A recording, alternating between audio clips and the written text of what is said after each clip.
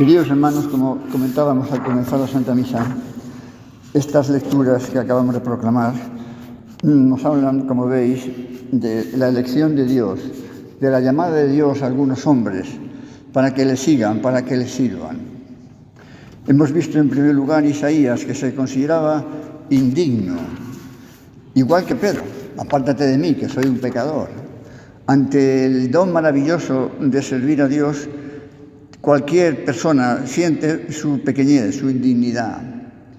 No es que Dios llame a los hombres porque sean dignos, sino más bien diríamos porque les llama, les hace dignos.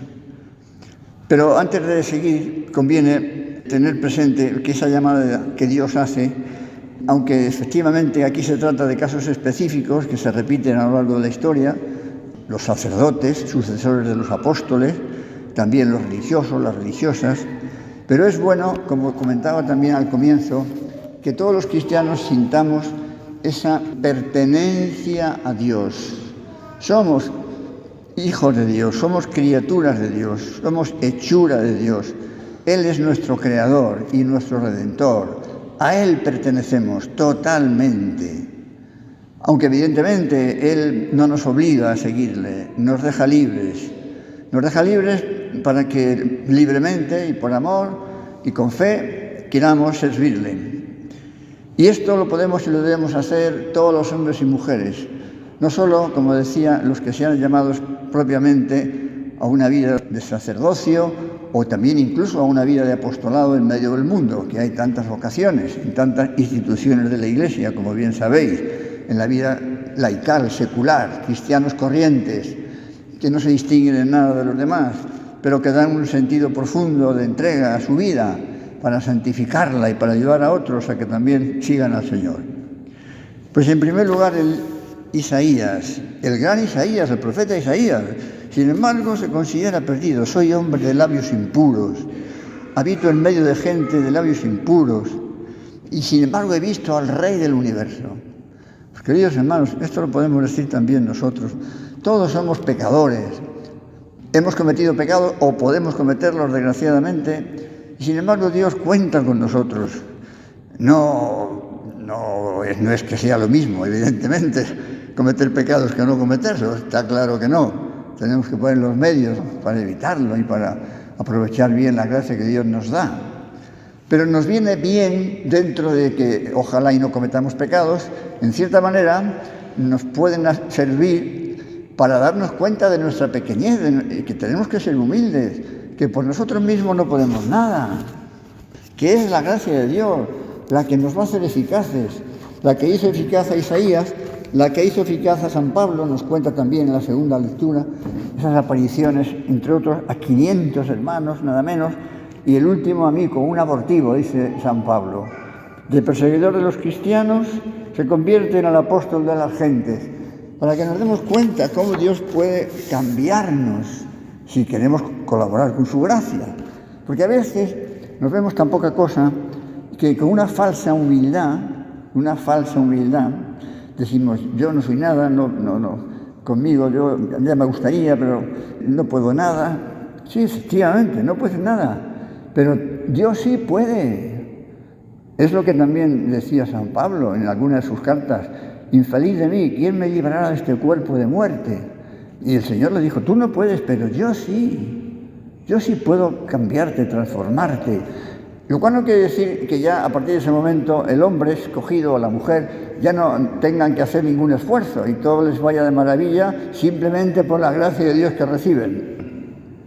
Tendrán que rezar mucho, tendrán que trabajar, tendrán que ofrecer muchos pequeños sacrificios, pero esa fortaleza en la lucha y esa esperanza es la que Dios nos da si se la pedimos, para comenzar y recomenzar. Y cuando Dios quiera, pues habrá esta pesca milagrosa.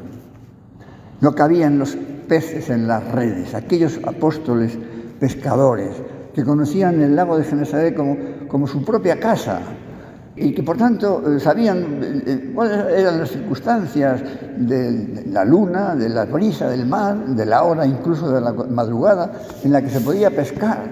Y sin embargo, después de una noche de no pescar nada, el Señor les dice que echen la red a la derecha. La obediencia, que es tan importante, la obediencia a la ley de Dios, la obediencia a los mandamientos de la ley de Dios. Imaginaos que en la iglesia dijera, bueno, como ahora desgraciadamente las costumbres se han deteriorado mucho, pues vamos a quitar algunos mandamientos para facilitar la vida cristiana. Vamos a quitar algunos mandamientos. Vamos a quitar el 5.º mandamiento para que no sea un crimen abortar. Vamos a quitar el 6.º mandamiento para que cada uno haga con su cuerpo lo que le dé la gana, como si fuera un animalito. Imaginaos, ¿verdad? Tenemos que ser obedientes a la ley de Dios. La ley de Dios, que es la que nos lleva a valorar la dignidad del ser humano, de la persona humana. No son unas obligaciones que Dios nos haya puesto para complicarnos la vida, sino para ayudarnos a vivir con la dignidad del Hijo de Dios, con la dignidad de un ser humano. Y nosotros, queridos hermanos, fijaos la labor impresionante que tenemos hoy en el mundo. Podríamos decir también nosotros, pero ¿yo qué puedo hacer con tantos poderes fácticos, con tantos medios de comunicación llenos de una ideología materialista, etcétera? ¿Qué podemos? ¿Qué podía Pedro? ¿Qué podía Pablo? No podían nada. Y sin embargo, llenaron el mundo de la palabra de Dios. Esto es lo que tenemos que hacer nosotros, queridos hermanos. Por eso hay que pedirle también al Señor que haya abundantes vocaciones de pastores, sacerdotes y sacerdotes fieles a Jesucristo, que vivan a fondo su vida sacerdotal, para que puedan ser buenos pastores de las almas que tienen encomendadas, para que les fortalezcan, les den buena doctrina, para que estén en condiciones de influir positivamente cada uno en su ambiente, para que los padres jóvenes formen bien a sus hijos. Es una cadena que debe ser ininterrumpida. Y hoy, desgraciadamente, como sabéis, algunos eslabones de la cadena, pues parece que se han roto. Habrá que recomponerlos con paciencia, con alegría, con optimismo. No estamos hablando de una utopía propia de gente que ha perdido el juicio. Estamos hablando de algo tan posible, tan real, porque es lo que Dios ha querido para los hombres. No puede haber nada más grande, más atractivo y que más nos llene el corazón. En este mes de febrero celebramos el aniversario del Caballero de Gracia, que aquí lo tenemos, el día 24. Un ejemplo más de hombre pues, que pone su vida al servicio de Dios y que hace un montón de cosas buenas en Madrid para atender a tanta gente, enfermos, niñas abandonadas, instituciones religiosas que él promueve y este oratorio para difundir la devoción a la Eucaristía, la asociación eucarística que lleva su nombre. Un ejemplo más.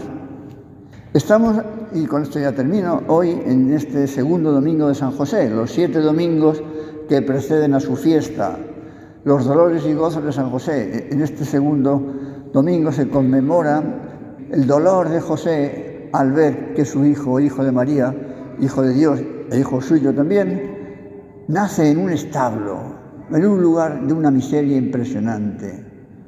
Qué dolor de José, debió pensar, no he sido capaz de encontrar un sitio adecuado para mi hijo. No era el hijo suyo según la carne, ciertamente, pero era padre más aún que si lo hubiera sido en la carne, digamos. Y a la vez la alegría, los ángeles que aparecen en aquel lugar, la luz que llena la noche. Pues, queridos hermanos, también nosotros tendremos dolores de un tipo y de otro, pero Dios no nos dejará de darnos también muchas alegrías.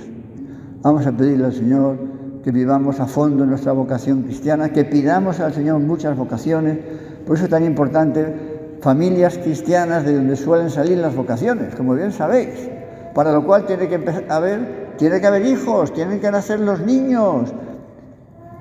Vamos a rezar.